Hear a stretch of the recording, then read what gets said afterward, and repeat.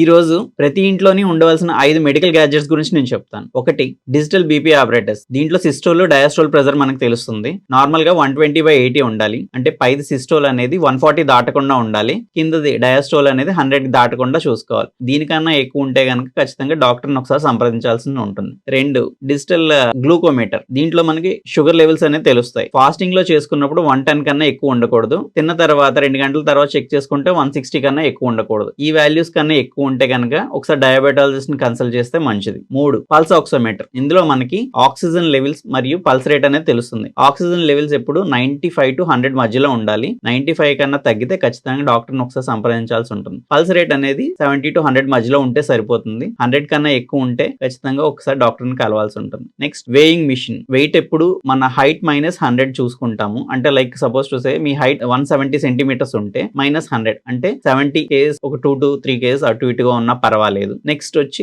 Measuring tape. Measuring tape తో మన wrist ని మెజర్ చేసుకుంటాము. లైక్ ఫీమేల్స్ కి అయితే 80 సెంటీమీటర్స్, మెయిల్స్ కి అయితే 90-95 సెంటీమీటర్స్ దాకా ఉండొచ్చు. దీన్ని దాటుతున్నారంటే ఒబేస్ గా ఉన్నారని అర్థం. వెయిట్ కంట్రోల్ చేసుకోవాల్సిన అవసరం ఉంటుంది. మీరు హెల్త్ కాన్షియస్ గా ఉండాలనుకుంటున్నారా? అయితే ఈ 5 మెడికల్ గ్యాజెట్స్ మీ ఇంట్లో ఉంటే చాలా మంచిది.